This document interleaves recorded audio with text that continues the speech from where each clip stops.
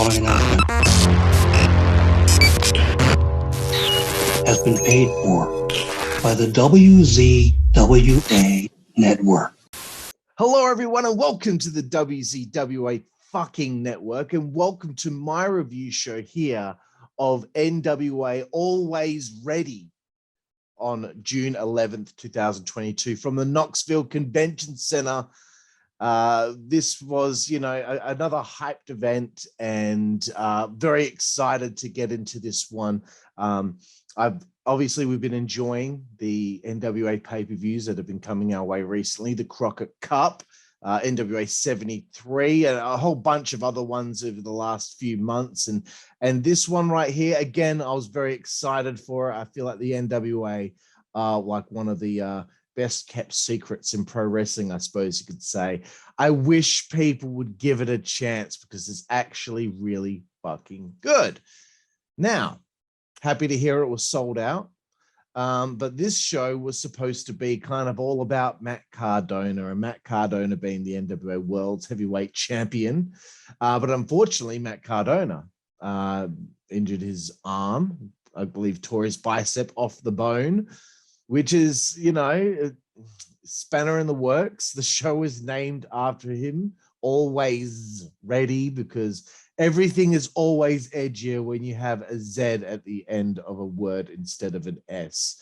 The Dudley Boys, the Hardy Boys. Anyway, let's get into it. The pre-show. Fuck, man, this is 5 hours of my day. Like, my whole day was this. And recording this, and then editing it, and then uploading it, and then putting the timestamps. Like, I don't get a fucking moment to myself on my Sundays. Anyway, Rodney Mack takes on Magic Jake Dumas with his assistant CJ at ringside. Rodney still got it early into the match. Great pace. Great to see him still working the way he does. CJ, the assistant, was popping me because every time Jake was down and out and he was just recovering from the latest Rodney Mack attack, she's presenting him like the assistant on the outside. And to me, it was just ridiculous. And I'm going to talk a little bit more about that in just a moment. But I love seeing old school style wrestling, bro. A heat and a slow build on the comeback. It's a struggle, you're just you're waiting for it to fucking kick into high gear. That's what you get. That's the payoff as a fan when you're watching a wrestling match. I did pop for Magic Jake Dumas. He's a magician. So of course he pulls out a playing card out of his pants and fucking cuts Rodney Mack on the eye. That was a nice spot. Popped me. I thought Jake was going to win after that with the spinning slam that he hit on Rodney Mack, but thankfully it didn't go down that way because I really wanted Rodney to get a win here. And Rodney Mack does win with the Cobra Clutch after CJ, the assistant, grabs a chair for Magic Jake Dumas and was just presenting the chair at ringside for everyone and fucking around and not giving him the fucking chair. I mean, and I wrote down, what kind of human being is that person, CJ? What is wrong with her? She's supposed to be fucking helping him, and she's presenting the chair. And after he cops this fucking loss, she doesn't seem upset or worried about it whatsoever. He's down and out and she's still presenting him. Again, what kind of human being is that? That's not a real person. I love it. It pops me. I love it. Next segment, we get the former Dexter Lumis, Hatchet Sam Shaw. He comes out to be interviewed by Kyle Davis here in the pre-show. Rush Freeman comes out after Sam Shaw does not respond to Kyle Davis. I don't know how Rush is a first name, but it kind of makes me laugh. And then some guy called, I don't know all these people, I'm sorry, and I should have done a bit of research before recording this, but I want to get this over and done with. But I don't know who this Sal guy was, this knobhead that showed up to attack I guess fucking Rush Freeman, or I don't even. The segment was falling flat for me as far as I was concerned. You know, this was like the debut of Sam Shaw in the NWA, or the re-debut of Sam Shaw. And it looks like Rush wants to form a team with him. Sam lays him out. Then Sam lays Sal out. Then a Gimp shows up. I guess they're all in a little group together. I've forgotten the name of the group, but a Gimp shows up to help Sal out the ring or whatever, and Sam Shaw. I don't know. I felt that this was a poorly put together segment, to be perfectly honest with you. I know you got to think of a way to bring out this guy. You got to bring it. Think of a way to debut him and have him presented to everyone. But something else could have been done, I think, as far as I'm concerned. I felt like that was a little bit of a lazily written segment. Anyway, moving forward. Last match of the pre-show, the Country Gentlemen with Joe Cazana taking on the Mortons, Ricky and I think is it Kerry Morton, his son, and of course Alex Taylor and Jeremiah Plunkett. I hate multi-team fucking matches, bro. You all know that. I hate multi-team matches. I'm so over them because it's all we keep getting given, you know. I'm over it. I'm here for Ricky Morton. I just want to see what Ricky was going to do. Another note I wrote, Anthony Andrews was pissing me off a bit. I don't know what it was. I just feel like he wasn't in the zone. There were a few things here and there. I don't know. Morton Jr., I think he needs a lot of work because at one stage he was, I don't know which guy he was punching, if it was Plunkett and Alex Taylor. But he just like tapped the guy in the face like that.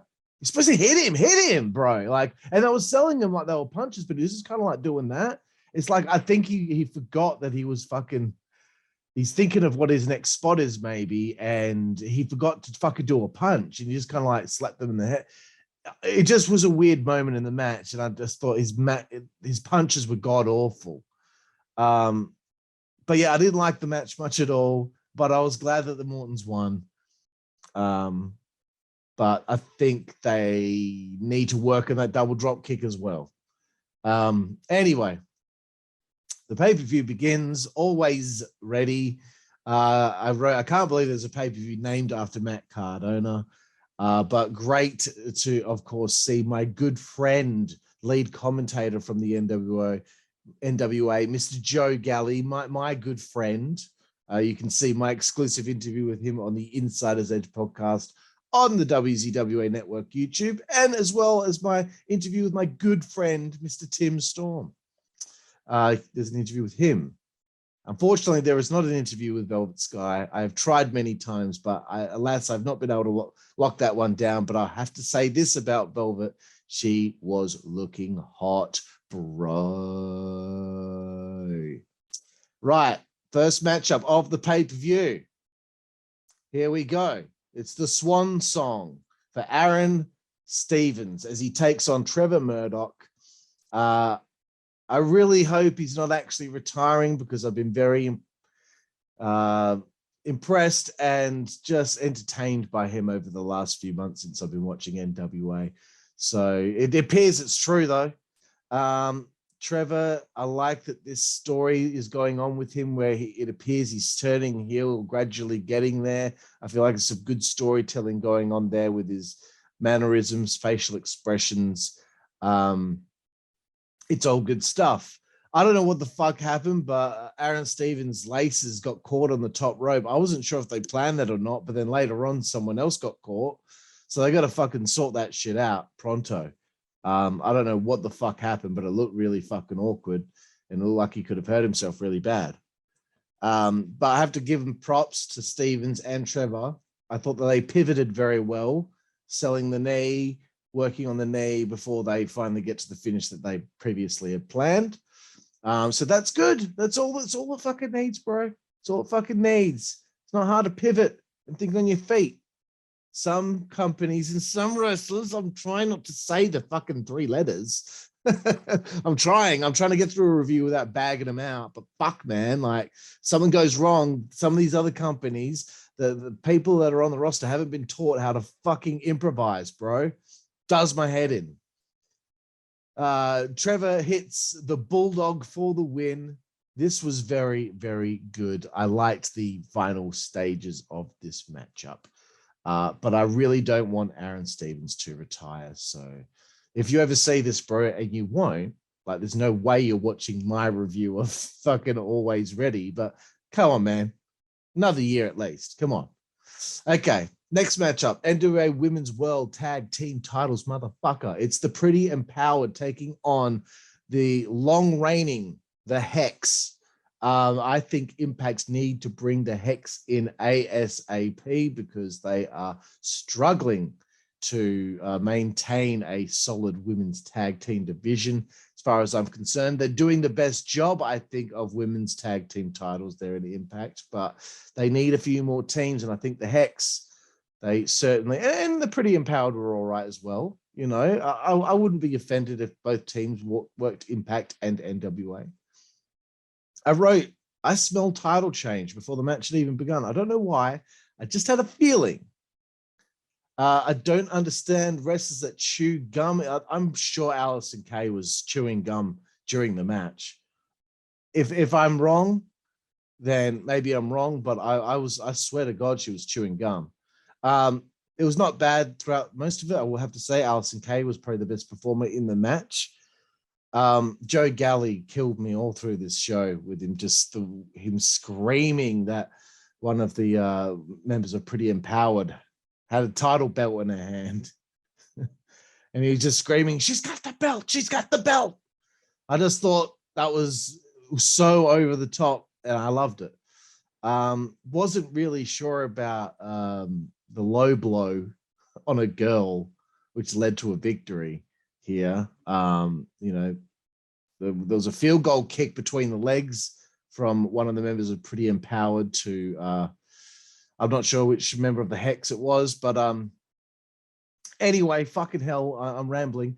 Pretty Empowered win the fucking straps. I was surprised, despite the fact I wrote, I smell title change before the match. But it was a nice little moment to see for them in their hometown. Good shit. And the NWA continue to do the right thing by women's wrestling. Let's move forward here. NWA Junior Heavyweight title. This was an interesting situation. Homicide, the notorious 187, defends against PJ Hawx, the son of Luke Hawx. Remember the time Homicide showed up at AEW? I just wanted to bring that up again because I thought it was really weird that he showed up during, what was it, Moxley and Kingston against Suzuki and Lance Archer. He comes out, big pop, he gets in the ring, he hits Lance Archer in the side with 2 chair shots, and then Suzuki just grabs him and throws him out the ring, and then that was it. That was all he came out for, was a couple of like lousy chair shots to Lance Archer, then just gets thrown out the ring and does nothing else. What was the point? You only did it for the pop, didn't you, Tony? You fucking idiot. NWA is really doing a good thing with young talent. Colby Corino, PJ Hawx, Kerry Morton. I'm pretty sure that's his name, Kerry Morton. But I think it's a good idea to bring in those 2nd or 3rd generation wrestlers. I think it's smart. Get them in when they're younger, and hopefully you can build the company around them, you know, and have a great story, a journey told, where eventually maybe one day Colby Corino does become the NWA World Champion, but he's going to have to go through a whole heap of shit before he gets there. Hopefully, you know, this is possible in a company like NWA, and some of these guys don't get signed away. Excuse me, I'm thirsty. There are a lot of holds in this match, a lot of mat-related things. PJ hit a belly-to-belly, which was a little rough. Could have hurt him there. But I think PJ is going to have a bright future. I see a lot of promise in him. There was a great false finish with the Koji cutter. Hearing Joe Galley call the cop killer fucking pops me, man. Homicide gets the win, and rightfully so. Look, this is a problem for me because I don't watch the weekly show, but fuck, man, like, the Fixers attacked after the match. I don't know why they attacked after the match, but they did.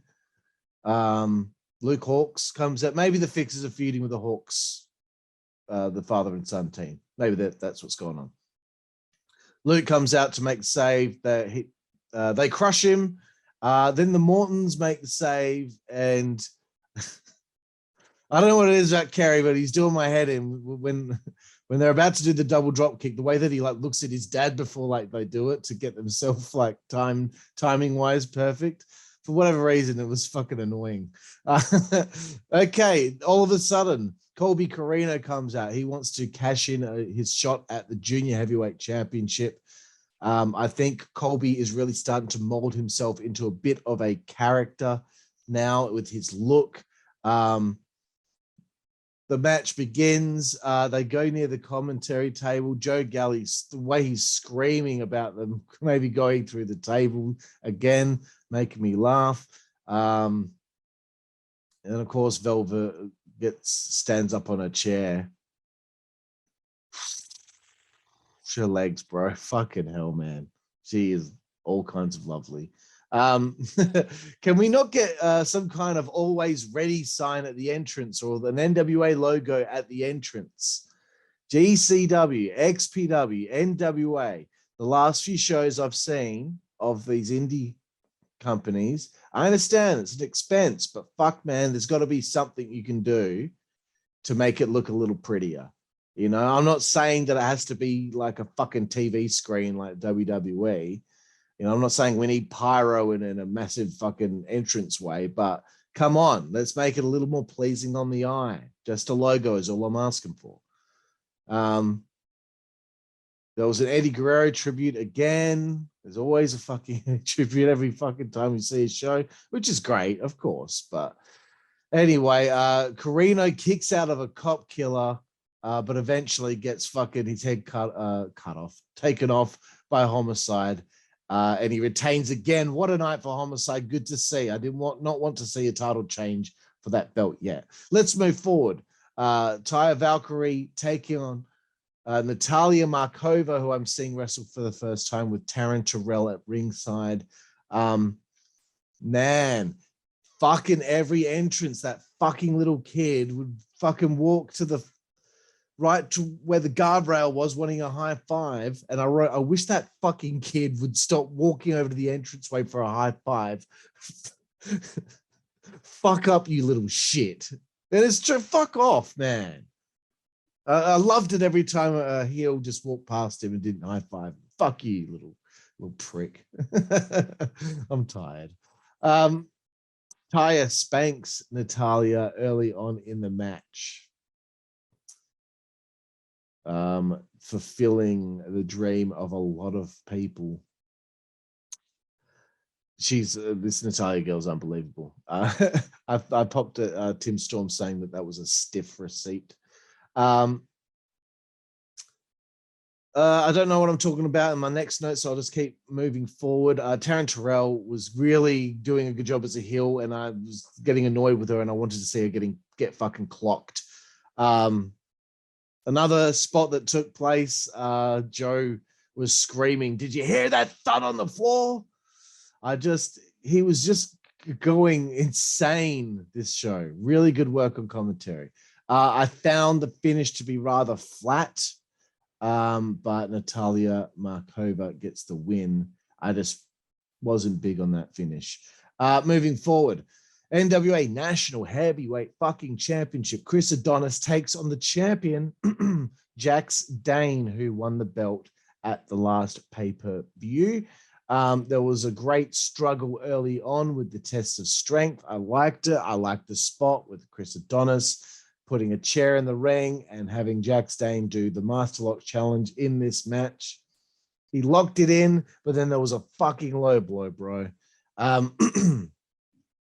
There was a hell annoying woman in the front row when Adonis went to break out of Jax Dane's version of the full Nelson on him. She was just woo, woo, over and over and over again. Shut up. Jax Dane, there was a spot on the outside I loved as well where I think he threw Adonis into the ring post and fell back and landed into some dude at ringside's lap. I don't know. It felt like that was a rib. Again, The commentator's killing me. It's always the most dramatic scenario that they think of when a certain situation takes place. There was just a comment, he may have broken his hand with that. Like, it's always a broken, oh man, he might have broken his leg with that. He might have a broken neck. I always find it interesting and funny when commentators go over the top with their fucking their thoughts.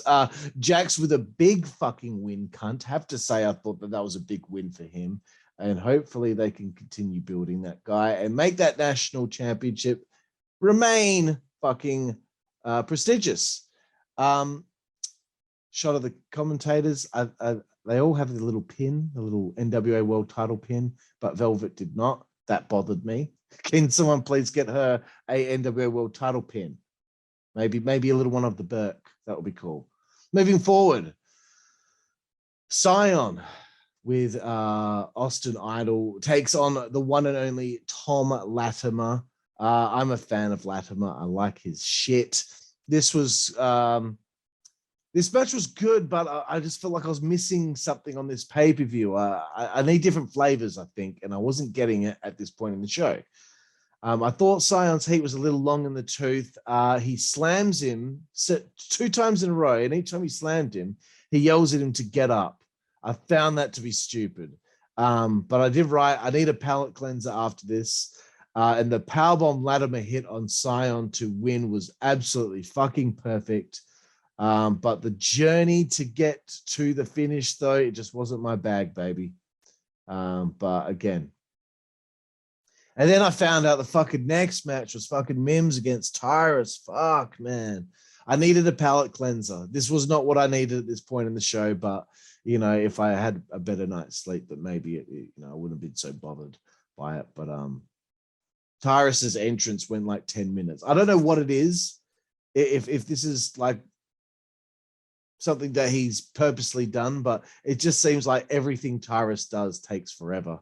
He's got to have a fucking long entrance. He's got to walk slow as fuck. He's got to stalk his opponent so slowly. I get it, bro, but fuck, man. Can we pick up the pace just a little bit?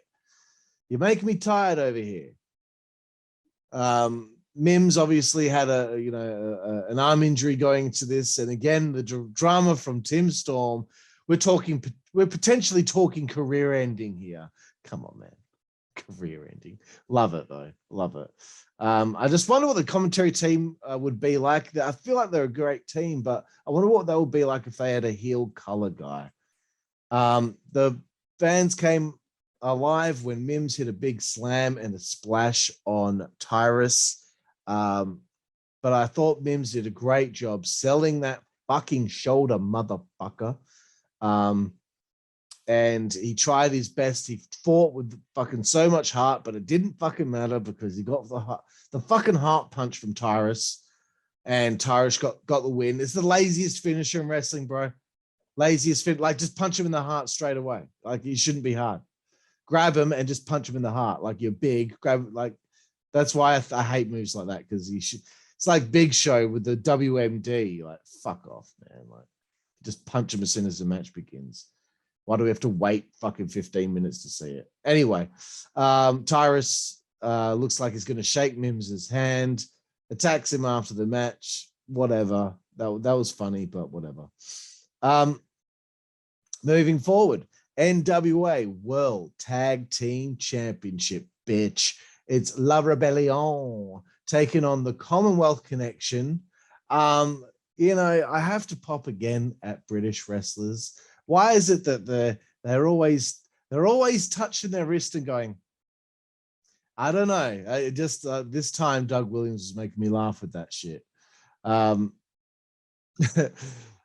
Team Lucha Brothers wish that they were defending the belts here. La Rebellion. I don't understand WWE with Harry Smith one bit, dude. What the fuck are they thinking? This guy should be main roster right now. He should be doing something up there. I don't know what the fuck they're thinking. He fits the fucking mold that they're always looking for, that big guy. He's got the history of his family in WWE. I don't know what they're fucking thinking. You know, I wouldn't mind seeing Harry Smith head over to Impact at some point as well, but Impact's a whole other fucking story right now. I've been loving him, but I'm starting to get annoyed at them constantly with the 6-month contract. So as soon as I get fucking invested in someone, off they go somewhere else. So that stuff's really been bothering me, but that's a completely different fucking story. So let's get back to the pay-per-view here. Love that double suplex into the stalling suplex from Harry, just like his father. I feel like throughout the show, it would have been cool to have Cardona vignettes or pre-tapes of him backstage or arriving to the building. I mean, I know it's a pay-per-view, but a little story thread heading toward what's going on in the main event would have been a nice touch. He could go into his, his locker room, his personal locker room, could have had like a platter of food set up for him, but he's in a bad mood. He's upset because he's not going to be able to wrestle on the show. We could have done several segments throughout the show, I think, just to splice in between some of the matches, just to make it a little different. You know, I know we had May Valentine, the ever so sexy May Valentine doing interviews and all that, but I wanted something else. I want a little bit of a story thread, but that's okay. That's just me. Again, La Rebellion, I think they were a bit off today. The Mark of the Beast, they botched it again with Douglas Williams. And then Doug Williams kicked out of the Total Rebellion. And that was the best false finish of the match. So, false finish of the show so far. Doug with that T-bone off the top was fucking nuts. And then Harry hits a headbutt from the top. New World Tag Team Champions. Didn't see it coming, really. I thought La Rebellion might retain, but what a great moment. And I'm really digging the team, the Commonwealth connection. And the last note I had on that match was that La Rebellion weren't at their best. And I think maybe they might have been a little jet lagged because they mentioned that they'd just come in from a flight from England. Moving forward, Bully Ray joins on commentary to replace Velvet, which I thought was interesting. But it's the next match. It's for the World Women's Championship. The Burke as Camille, my favorite female wrestler, defends the championship against Kylan King. Loved Camille ignoring that fucking kid wanting a high five. I would do that right in the kid's face. I'd be like, fuck off. It's so mean. No, I don't care. I don't care if it's me. Little shit. This is going to be interesting because Kylan is the same size as Camille. It's the first time I've seen somebody kind of match the size of Camille. So I didn't know much about Kylan, not much at all, going into this. But by the end of it, I now was invested in her. Way that Joe Galley again screamed that she just got her head taken off from this clothesline was just again. It's like he was actually serious, like she actually got decapitated. That's what you got to do when you're a commentator. You got to make it sound like what's just happened was actually fucking real, and that's what he did all throughout the show. This was a great struggle, this match. Seeing Camille look vulnerable, I don't personally like it, but that's just because she's my favorite. As a fan, I've become so invested in her that I actually don't like seeing. I just want her to win easy every time. It's actually quite pathetic. But the two girls were really the two ladies were really going for it here. I thought it was the best match of the show, to be perfectly honest with you. And maybe I'm biased, but I honestly thought that this match had more drama to it, suspense, good false finishes. A lot of the previous part of the show was serviceable, but it didn't float my boat, I suppose you could say. Again, another comment, the orbital bone could be shattered. Like, Jesus, that's so... I think that was Tim Storm. A shattered orbital bone, and then nothing was wrong. I just love that they always go to the worst case scenario. So this was a stalemate. I was really hoping Camille somehow pulls off the victory. They got me on King's Frog Splash. I thought you'd won the belt there, but Camille kicked out, eventually hit a 6 spear out of nowhere, which got a pop from the crowd. It was over, baby.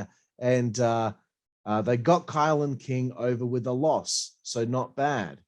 I could see her contending for the belt again one day and maybe becoming champion. But again, she needs a journey to get to that promised land.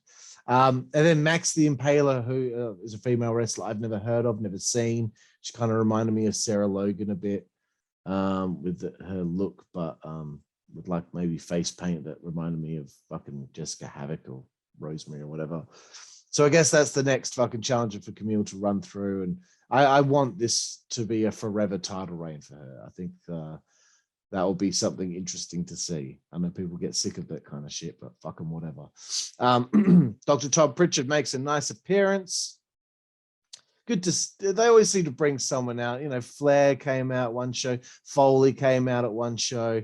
They always seem to have an appearance from somebody. You know, David Crockett, etc. So I think I like that kind of shit. Okay, let's get to the main event. NWA World's Heavyweight Championship. Matt Cardona, the champion, is supposed to be taking on Nick Aldis, the #1 contender. Out comes Matt Cardona, and he's got a sling, his arm in a sling. Obviously, he can't perform in the show. I popped for the always ready sling. Cardona cuts his great promo to start things off. There was a fan that yelled "what" during Cardona's promo, and no one joined in with him. Hey, if you watch this, fuck you, cunt. All right, shut the fuck up. There's a time and place for it. Not that point. Not at that point. Fucking hell. Cardona talking about that he calls the shots around there. He's not giving up the belt. Out comes William Patrick Corgan. And as he was walking out, the cameraman fucking fell over, and that was sick. That was one of my favorite things on the show, is that the cameraman fell over. Eat shit, bro. Corgan has some words with Cardona. Cardona won't give up the belt. Here comes Nick Aldis. This is getting interesting at this point. Aldis wants to have a match. He runs down fucking Cardona. He talks fucking heaps of shit to his face. Some of it was great and harsh on Cardona's character as a person. Nick wanted a match. He didn't care who it was against. He just wanted a match, and he wanted to close the show like he has done the last 5 years, blah, blah, blah, blah. Out comes Trevor Murdoch. Oh, hello. This will be interesting. You know, we saw them battle at NWA 73, so this will be interesting.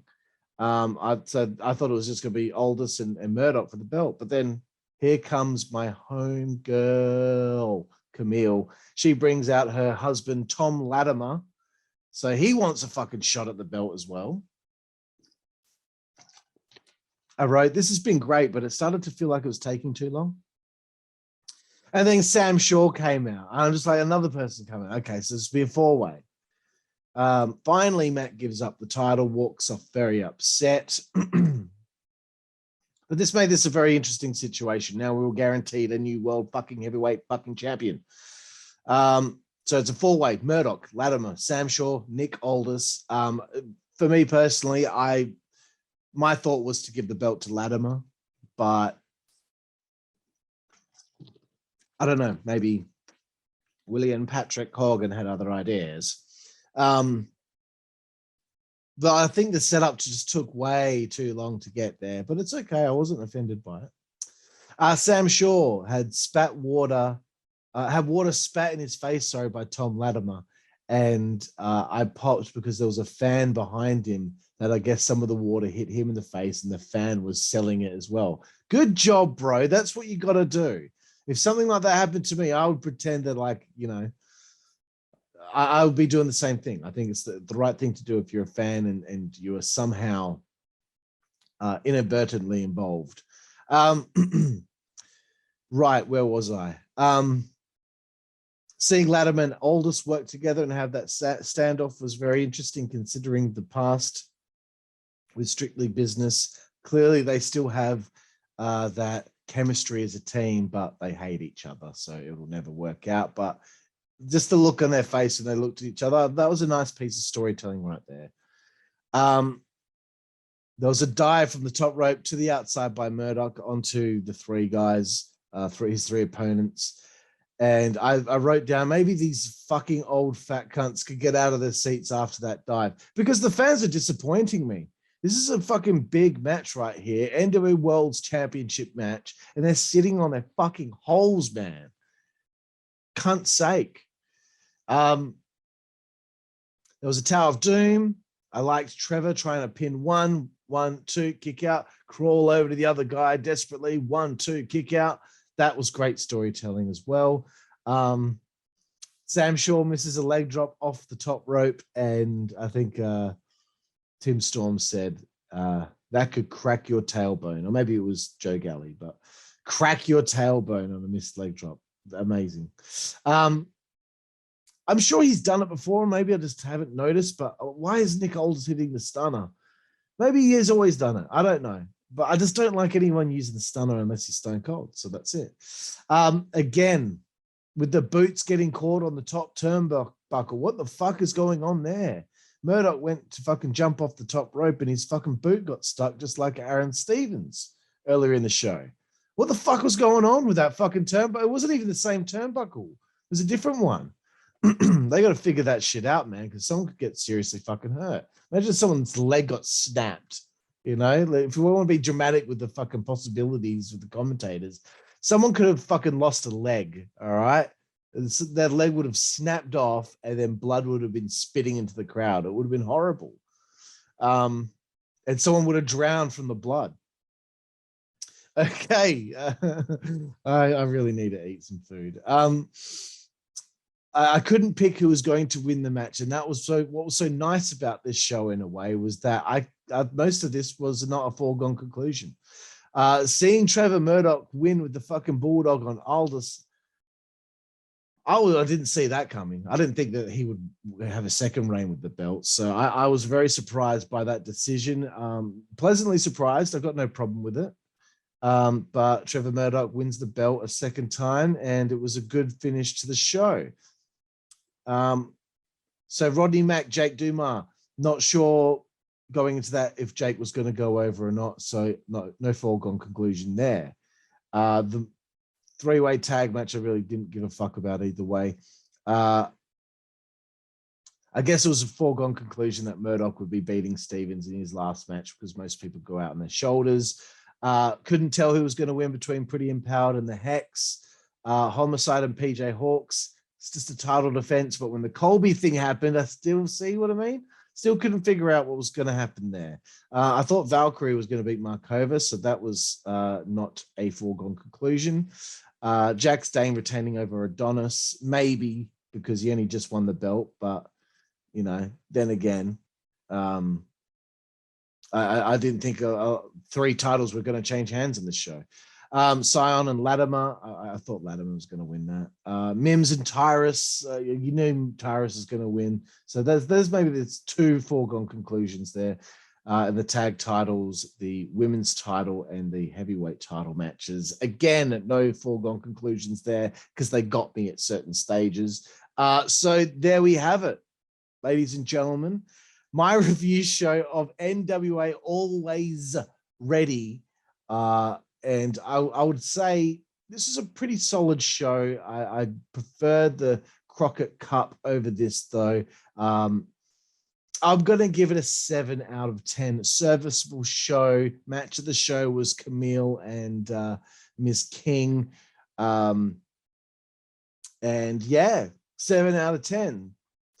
Sorry if I'm a little bit all over the place, ladies and gentlemen. I had a long night last night, and I think that the show was a little too long today. You know, with the pre-show, I was sitting here for 5 hours watching this fucking thing. So, again, I want pay-per-views to go a little shorter, but what can you fucking do, mate? So, anyway, there's the review show of NWA Alwayz Ready. I'm your host, California, and we will see you down the fucking road.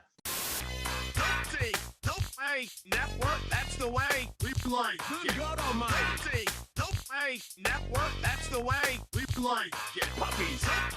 Dope Network, that's the way we play. Get. The following announcement has been paid for by the WZWA Network.